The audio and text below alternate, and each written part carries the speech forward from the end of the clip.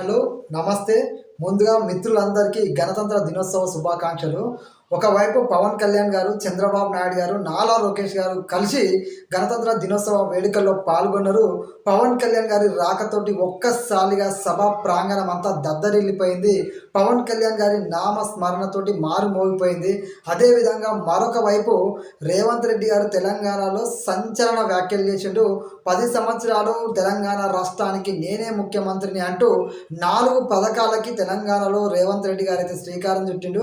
ఇంతకీ ఆ 4 పథకాలు ఏంది, ఎందుకు రేవంత్ రెడ్డి గారు 10 సంవత్సరాలు నేనే ముఖ్యమంత్రిని అని చెప్పేసి అంత కాన్ఫిడెంట్గా చెప్పిండు. అదేవిధంగా ఆంధ్రప్రదేశ్లో డిప్యూటీ సీఎం రొల్ అయితే నడుస్తుంది, మన అందరికీ తెలుసు. ఇలాంటి సందర్భంలో చంద్రబాబు నాయుడు గారు, నారా లోకేష్ గారు, పవన్ కళ్యాణ్ గారు ఒకే వేదిక నుంచి ప్రజలకు ఎలాంటి పిలిపించిండ్రు, అసలు వాళ్ళ మధ్య సయోధ్య ఉందా లేదా అనేది ఈరోజు మన టాపిక్లోకి వెళ్ళబోయే ముందు దయచేసి ఒక లైక్ ఇవ్వడం మర్చిపోకండి. వీడియో పూర్తిగా ఇవ్వండి, నచ్చితే మాత్రం సబ్స్క్రైబ్ చేసుకోండి. చలో టాపిక్లోకి వెళ్దాం. ఈరోజు టాపిక్ వచ్చేసి తెలంగాణలో రేవంత్ రెడ్డి గారు నారాయణపేట జిల్లా పర్యటనలో రేవంత్ రెడ్డి గారు అయితే సంచలన వ్యాఖ్యలు చేసిండు. 10 సంవత్సరాలు తెలంగాణ రాష్ట్రానికి నేనే ముఖ్యమంత్రిని, తెలంగాణ ప్రజలు 10 సంవత్సరాలు నన్ను ఆశీర్వదిస్తారు అని చెప్పేసి సంచలన వ్యాఖ్యలు చేసిండు. ఎందుకంటే గతంలో ఆయన ఉదాహరణలు కూడా చెప్పడం జరిగింది. వైఎస్ రాజశేఖర రెడ్డి ఉన్నప్పుడు 10 సంవత్సరాలు కాంగ్రెస్ పార్టీ అధికారంలో ఉంది. అలాగే బీఆర్ఎస్ పార్టీ మొన్న 10 సంవత్సరాలు అధికారంలో ఉంది. నేను కూడా 10 సంవత్సరాలు అధికారంలో ఉండబోతున్నా. 10 సంవత్సరాలు కాంగ్రెస్ పాలనే ఉండబోతుంది. నాకు శక్తి సామర్థ్యాలు ఉన్నాయి, తెలంగాణ రాష్ట్రాన్ని అన్ని రంగాల్లో ముందుంచి నిలబెడతా అని చెప్పేసి స్వయంగా రేవంత్ రెడ్డి గారు అయితే ఈరోజు ఆయన మాట్లాడడం జరిగింది.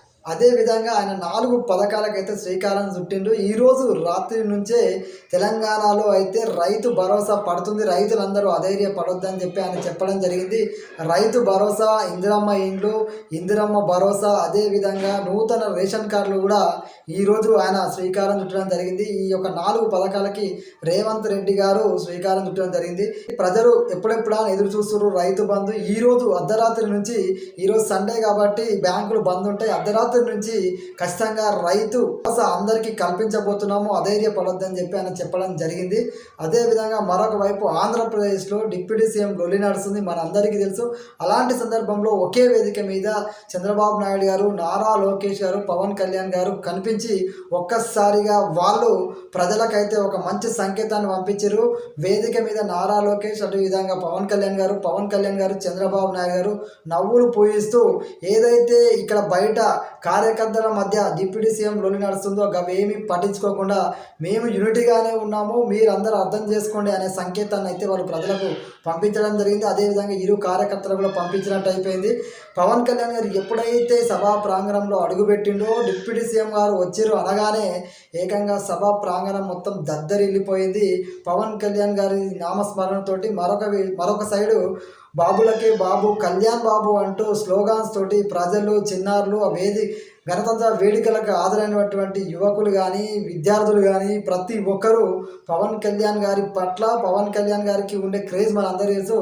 దానికి రెట్టింపు ఉత్సాహంతో గణతంత్ర వేడుకల్లో డిప్యూటీ సీఎం పవన్ కళ్యాణ్ అనే పేరు విన్నప్పుడల్లా కేరింతలతోటి పవన్ కళ్యాణ్ గారి నామస్మరణతోటి అయితే ప్రజలు కేరింతలు కొట్టిరని చెప్పొచ్చు. నిజంగా ఎక్కడ పవన్ కళ్యాణ్ ఉంటే అక్కడ తుఫానే వస్తుంది. ఎందుకంటే పవన్ కళ్యాణ్ గారు కనబడితే చాలు కేరింతలు ఎట్లుంటే మన అందరికీ తెలుసు. అయితే డిప్యూటీ సీఎం అయిన తర్వాత కూడా ఈ రేంజ్లో ఆయన సినిమాలతో పాటు ఆయన రాజకీయంగా కూడా ఆయనకు వస్తున్న మద్దతు ఏందో ఈరోజు గణతంత్ర వేడుకల్లో పవన్ కళ్యాణ్ గారి రాకతోటి, పవన్ కళ్యాణ్ గారి పేరు చెప్పినప్పుడు, పవన్ కళ్యాణ్ గారు కనిపించినప్పుడు ఆ మాటలు ప్రజల కేరింతలు చూస్తే పవన్ కళ్యాణ్ గారి క్రేజ్ ఏంది, రాజకీయాల్లో ఆయన, సినిమాల్లో ఆయన క్రేజ్ తగ్గదు అని చెప్పి స్పష్టంగా అర్థమవుతుంది. అయినా రాజకీయాల్లోనైనా పవన్ కళ్యాణ్ గారు కనబడితే ఎక్కలేని ఆనందం, కేరింతలు వస్తాయి, మన అందరికీ తెలుసు. మరొక్కసారి రాజకీయంగా కూడా డిప్యూటీ సీఎం పవన్ కళ్యాణ్ అనే పదం వినిపించినప్పుడల్లా ప్రజలు కొట్టిన కేరింతలే పవన్ కళ్యాణ్ గారికి ఉన్న ఆదరణను మరొకసారి స్పష్టంగా తెలియజేసింది. అదేవిధంగా నారా లోకేష్ గారు, పవన్ కళ్యాణ్ గారు ఇద్దరు ఒకరికొకరు సంభాషించుకుంటూ నిజంగా ఆకర్షణగా నిలిచిర్రు. డిప్యూటీ సీఎం లొల్లి అని చెప్పేసి క్రియేట్ చేసిర్రు, పెద్ద కూటమి మధ్య చిచ్చు పెట్టాలని చూసారు. వాళ్ళందరికీ చెంపపేటలాగా ఈరోజు నారా లోకేష్ కానీ, ఇటు పవన్ కళ్యాణ్ గారు కానీ ఇద్దరు, అదేవిధంగా పవన్ కళ్యాణ్ గారు, చంద్రబాబు నాయుడు గారు వాళ్ళు ఉండే సభా వేదిక నుంచి ప్రజలకు ఒక మంచి సంకేతాన్ని, అదేవిధంగా నవ్వుతూ వాళ్ళు మాట్లాడే మాటలు, వాళ్ళ సంభాషణ అనేది ఒక పాజిటివ్ వేనైతే ప్రజల్లో కలిగించింది.